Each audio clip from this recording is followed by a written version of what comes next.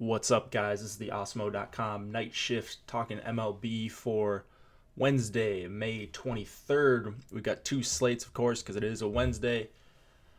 5-game early slate, 10-game main slate. DraftKings is including the 4:05 Eastern game between San Diego and Washington.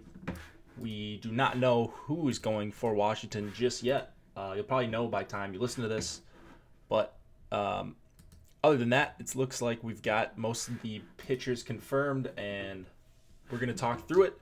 Get to Osmo.com, check out the premium membership. With that, you get access to the ownership projections, Osmo's rankings for both DraftKings and FanDuel, and then articles and videos from Osmo himself, which are very interesting, very helpful if you're looking to become a better DFS player, and you probably are if you're listening to this. So let's start with the early slate. We've got Arizona and Milwaukee. Zach Godley going up against Brent Suter. I don't really have any interest in Suter. I'm probably going to fall for the Godley trap on this morning slate. He's still getting a bunch of whiffs on the curveball. His velocity went up a little bit last start, even though it was a rough outing. I'm worried about the walks for him, definitely. But it's a short slate. He's 8,000, and he makes a ton of sense here with the Brewers' balanced lineup that we're expecting to see. He's having more trouble with righties than lefties. I'm on him for sure. I don't expect some sort of huge game, but I think he can get a fair amount of strikeouts. And with limited options, it's hard not to consider him for 8,000. Suter, on the other hand, I'm not playing here. There isn't really much to like as far as hitting in this game as that I'm seeing. I mean, I can make a case for Goldschmidt for sure. That's the one player that I'm pretty confident in playing, even though he's been bad. Chris Owings is fine if he's in the 3-hole. Nick Ahmed, if he's in the top 2 or 3 there. Just some value on Arizona's side. And then against Godley, I could make a case for Lorenzo Cain or an Aguilar. Like I said, he is struggling more with righties than lefties, but not crazy about either team here as far as stacking goes. Detroit and Minnesota. Michael Fulmer going up against Kyle Gibson. I'm interested to see where the ownership is going to be on this slate for pitching, because I think Godley will be heavily owned. Verlander's going to be heavily owned, and then depending on who starts for the Nationals, it's gonna be interesting for sure. So Fulmer 6,100. I like him as a pitcher. I think he could pitch pretty well here. But the Twins are a tough matchup, not one I like to target with pitchers. So if I'm looking to target Twins bats, it would be Kepler and Rosario. Probably not full stacking against Fulmer despite this near 5 total that we're seeing for the Twins. Gibson, he's another trap that I'm probably going to fall for. And I don't actually think he's a trap. I think he's a good play. He gave up 5 earned in his last start, but he is still missing bats, kind of like Godley. 12.2% swinging strike rate on the season, which is solid. And then the matchup is just too good, really, to ignore. The Tigers are one of the worst teams in the MLB. They're righty heavy. Gibson should be able to rack up some strikeouts here. Has a good chance for the win. He's a minus 167 favorite that I'm looking at right now. So I do really like Gibson. A couple of the Twins bats, and then Fulmer is sort of a mid option here. I'm not really targeting him heavily on this early slate. Kansas City and St. Louis. Jake Junis going up against Michael Wacha. I don't really want to go to Junis here against the Cardinals. I do like some of the righty bats against him. I think I could even get to a St. Louis stack. So I'd be looking at Jose Martinez, Tommy Pham if he's in the lineup, Marcell Ozuna, Jed Jerko.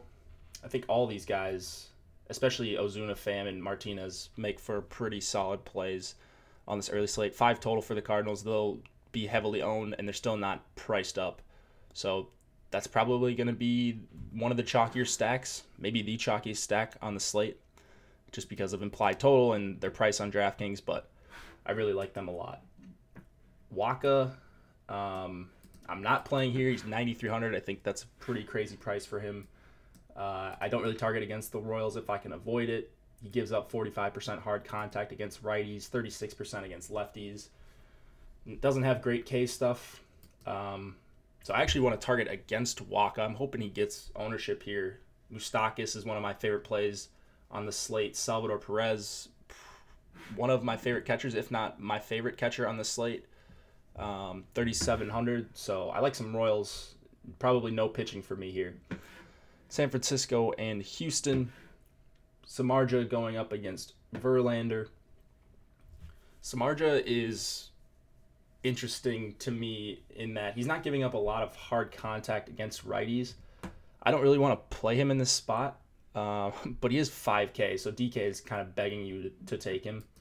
He's just like an average to maybe a little bit above average pitcher. He doesn't really do much for me either way. But Houston bats, like Samardzija is doing such a good job limiting hard contact that I don't really want to play a bunch of Houston bats. I think some of the lefties near the bottom of the order, so Reddick, Marwin Gonzalez, Brian McCann, I like a little bit. But I don't think I'm going to be stacking up the top of this Houston lineup. I'd probably go elsewhere if I can avoid targeting the righties against Samardzija. Verlander for 12,800. There we go. He's the best pitcher on the slate. I don't even think it's really that close. The price shows that. If you can afford him, I think you should get to him. And he's going to be affordable. He's going to be heavy chalk. I just want to see who comes in after him because there's not a ton of hitters that I want to pay up for. So Verlander, I think he's an awesome play. Going to be here. He's the most likely to be the raw points leader for pitching on this slate. So, I mean, just lock him up for me. And then figure out the bats and the SP2 afterwards. I think there are going to be enough value bats to fit Verlander and a solid starting pitcher 2 in. San Diego and Washington. Tyson Ross for 8,200 going up against, well, I don't actually know right now. I'm seeing Eric Fetty. I remember this guy started last year a couple times. I don't know much about him, so probably not going to talk about him too much. Maybe even at all, but I will talk about Tyson Ross. He's looks improved, but is still giving up a ton of hard contact, especially to lefties. And I like a Nats stack here. Bryce Harper, no secret, 5,300. I love Matt Adams for 3,600. I love Juan Soto for 3,200. Got his first home run the other day, which was pretty cool. I believe it was lefty too. Gets to face his first righty. And it is Tyson Ross. He's getting clubbed by lefties, so I love these Nats lefties. I don't mind Turner, because if Turner gets on, he's stealing on Tyson Ross. That is pretty much a lock. Like Ross, one of the worst pitchers in the MLB at holding runners. All right, let's go to the main slate. 10 games. We'll run through them very quickly. Atlanta and Philadelphia, we got Luis Gohara against Jake Arrieta. Gohara is probably not going to be in this for very long. He doesn't miss bats. He doesn't miss bats at a great rate, I should say. But I'm not all that worried about him just in general because he's not really going to be in this game for long. I like Altherr and Rhys Hoskins and Carlos Santana, but I'd be careful with a ton of Altherr just because he's probably not going to get Gohara more than once or twice here because he has been coming out of the bullpen. So don't expect him to go long. But still, I do like some of these Phillies bats. Hoskins, Altherr, Santana specifically. I'm off of Arrieta. He's really only had one great start this year, and he was pretty chalky, so I was pretty mad about that. I was off in that start, I remember. But I think I've been right on him most of the season. He just hasn't done much beside that. Like, I'll target some of these Braves against him if he's going to get ownership here, and I don't know if he will. He is a minus 135 favorite as of now. He's done a good job of limiting hard contact against righties, which I'm aware of, but Freddie Freeman, Ozzie Albies, Nick Markakis are all guys that will be in my player pool. Yankees and Rangers, we've got CC Sabathia going up against Doug Fister. Speaking of guys that limit hard contact, Sabathia is certainly one of them. Under 30% hard hit rate on the season, and it's a good matchup for him. It's a good matchup for pretty much anyone against the Rangers. Sabathia still can strike out some guys, especially lefties, and this is a very lefty-heavy lineup for the Rangers. So for almost 8K, Sabathia is on my radar as someone I may use. That's a little bit scary to say, but I think he's somewhat safe here. Almost 24 hours out, but still, I think he is a little bit safe. And it'll definitely be someone I'll be digging into more tomorrow. Fister, on the other hand, is just not a good pitcher. He's got trouble missing bats against both sides. So the Yankees, with a near 6 total, are one of my favorite stacks of the night. It's 92 degrees in Texas, or it's projected to be 92 degrees. Stack up any of these Yankees. I'm not going to go into them in too much depth just because it's a really obvious spot. Fister is not any good, and we'll talk about him more on the MLB strategy video and the live stream. Angels and Blue Jays. Tyler Skaggs going up against Aaron Sanchez. I like Skaggs a little bit here. He's 9,600. The Blue Jays are sort of a neutral matchup, and I just like Skaggs as a pitcher. I don't think he'll have heavy ownership, which I like. A little bit concerning that he is giving up a lot of hard contact. But these Blue Jays definitely have some strikeouts in their lineup. If you're targeting against him, which I don't really recommend doing, I think one guy I would use is Donaldson. It's pretty obvious against a lefty, 4,400. Aaron Sanchez has a 6.54 xFIP against lefties this season, which is super alarming. He's going to get a bunch of righties here because it is the Angels, but he's actually getting hit harder by righties, which is interesting. I'm not looking to stack against either one of these guys. I like Trout, of course. Only the most obvious thing to say on a DFS podcast, you like Mike Trout, but he'll be in my player pool. I don't know that I'll end up much with Trout. I like Ohtani. But man, this Angels team is not that fun to stack up against a righty, especially Sanchez. I always think of him as not giving up as much hard contact, but that's not even been the case this year. So maybe I'm underrating the Angels stack. Let's go to Miami and the New York Mets. Dan Straley against Jacob deGrom. Straley has been one of the luckiest pitchers that I've seen all year. His hard contact is above 50% against both righties and lefties. In his last start, he went 7 innings, 6 Ks, no earned. I remember that vividly because I stacked the Braves against him, and he had a 70% hard contact rate in that start. No earned runs. That's pretty hard to do. Everything that was hit hard, but seems like it was hit right at a fielder. So that's frustrating. I do think that will be corrected over time. Could be as early as this start. I like some of the Mets lefties against Straley. Really, those first 4. So Nimmo, Asdrubal Cabrera, Jay Bruce, and Michael Conforto, all 4,000 or less on DK. So I really like that Mets stack, and their total's low enough where I don't think they're going to be super popular. It is great hitting weather in New York right now, 83 degrees. DeGrom's coming off an awesome start with 13 strikeouts against the D-backs. I love him here. He's going to be super popular. He is 13-2 though, so it's going to be tough to fit him in with some of the big bats that you'd like to play. He's my favorite pitcher of the night, and it's not really that close. It's just going to be a price thing and whether or not you can fit in some guys that you like around him. Pittsburgh and Cincinnati. Chad Kuhl against Homer Bailey. This game is not all that fun for me on the pitching. I think Kuhl is fine, but I'm sort of indifferent to him in this spot. It's an okay price for him, 7,200. And then Bailey, 4,500. Like, we know the deal with him. You could target hitters against either side against him. I don't discriminate against Bailey. Like, he gets hit very, very hard. So Polanco and these same guys as yesterday. Polanco and Bell, Dickerson, Colin Moran, all the way through Austin Meadows, I think, is an awesome play as well.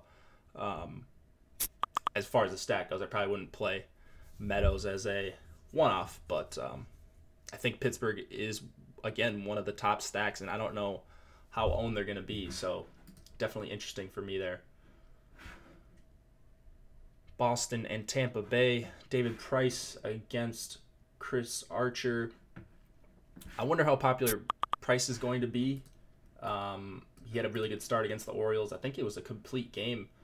I feel like I say it all the time, but the Rays aren't that great of a matchup for like the average lefty. Now, Price may have figured something out. So I think he should be considered here. He's 8,800. That's a fine price in a really great pitcher's park. I'm worried about Ramos and CJ Cron, but that's really about it for the Rays. So, I mean, if Price is going to be super chalk, I think you can take a bat or two against him. But he's someone that I want to monitor ownership as the day goes on. Chris Archer is in a super risky spot. He is 6,700. The Red Sox are obviously a terrible matchup for him because they put the ball in play and they work the count. They just sort of, I mean, they just got so many good hitters up and down this lineup. It's just such a tough lineup to navigate. You make one mistake and it's probably going in the seats. And man, so I mean, Archer's price is right. It's 6,700. Like, I think that's a fair price for him here. Super, super risky, though. I don't think I'm going to take the risk. I think I like some of these Boston bats. You got Mookie Betts under 6K. So he's 5,900. Still not getting much of a discount despite the park and the matchup against Archer. But really, I think I could get to a Red Sox stack just because of Archer giving up so much hard contact. And when he's not getting strikeouts and he's letting balls get in play, then he could get lit up here. Cleveland and the Chicago Cubs. Adam Plutko going up against John Lester. Plutko has one start this year, 7 1/3 innings, 6 strikeouts, 3 earned runs against the Blue Jays on May 3rd. And so I was going to write that off originally, but I'm not exactly sure what to make of him. He looks really good in the minors too. So maybe not someone that I want to target against. This is one where I'll look at the Vegas line because Vegas obviously knows more about this guy. They've done more research than I have. So I want to see what the line comes out as against Lester, who I'm sure Vegas still has a lot of respect for. So I'm holding off on the Chicago bats for now. We'll know more by morning. The Indians are one of the worst matchups in the MLB for left-handed pitching. Lester, obviously a lefty. I think he's overrated for DFS and as a pitcher in general. I'm not really worried about stacking against him, especially with some speed. Lindor and Jose Ramirez both have speed, obviously. I like Yan Gomes at catcher against the lefty. Just been smoking lefties this whole year. And then Encarnacion and Brantley, too. I'm not crazy about targeting lefties against Lester, but not as scared as I have been in past years at taking the occasional lefty against Lester. So Indians, I like them as a contrarian stack. Let's move on to Baltimore and the White Sox. Alex Cobb against Dylan Covey. So Cobb has been just absolutely awful. He hasn't really gotten blown up lately, but I think it's coming. I think he's pretty terrible, and we'll talk more about him and why I think he's terrible tomorrow morning, but I think this could be the spot where he finally does get blown up. The White Sox are certainly a top 3 to 4 stack for me. Maybe even my favorite of the night. Moncada, Yolmer Sanchez, Abreu, David Palka, and Matt Davidson make for a nice top 5. I called him David Palka again. It's Daniel Palka. I need to get that in my brain, so help me work on that in the live stream and stuff. I need to remember this guy's name. I always keep wanting to call him David. I gotta fix that. Show the guy some respect. Especially if he makes me some money with this White Sox stack tomorrow. Yeah, so I love this stack against Alex Cobb. I'm going to love pretty much any team against Cobb. So White Sox high on my radar. Covey was pretty awful last season. He wasn't good in his only start this year in the MLB, but he's been really, really good in the minors, just looking at some game log stuff. I want to read up more about him. But like, he's striking guys out. He's going pretty deep in the minor leagues. Now he's called up, making a second start. Man, I mean, maybe he's figured something out. So I'm worried about stacking against him. It is a huge total for Baltimore on the road, 5 runs right now. And the weather's not even that great. So I like Machado. I like Jonathan Scope. Mancini leading off. Man, I don't know really what to do with Covey. I'm not considering playing him at this moment. But if the Orioles are going to be chalky, I want to make sure that Covey is the same pitcher as we saw last year, not the one that he's shown recently in the minors. Seattle and Oakland, Marco Gonzalez versus possibly Daniel Gassett. Gonzalez, weirdly, has a 0% K rate against lefties this year, and he's obviously a lefty pitcher, which is interesting. I don't know that that means a lot, but I just thought it would be interesting to share because you don't really see that. Lefty-lefty is the toughest matchup that you can have in baseball, and he hasn't struck out any of them. Maybe he hasn't faced a ton of them, but he's giving up a bunch of hard contact to them too. The Oakland bats I like are the righties or the switch hitters. In Jed Lowry's case, I like Lowry. I'm not sure about Chris Davis's status. Matt Chapman, huge power bat for the A's for 4,300 is someone I'm interested in as well. I could probably get to an entire Oakland stack. Gassett, on the other hand, just giving up a bunch of hard contact to righties over the last year. Hasn't pitched much this year, but not really a threat to make you miss. So it's just the bats for me in this game.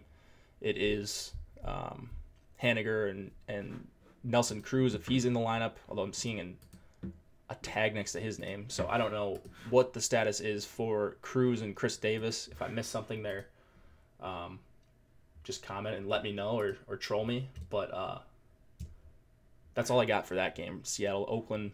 Last game of the night, Colorado and LA.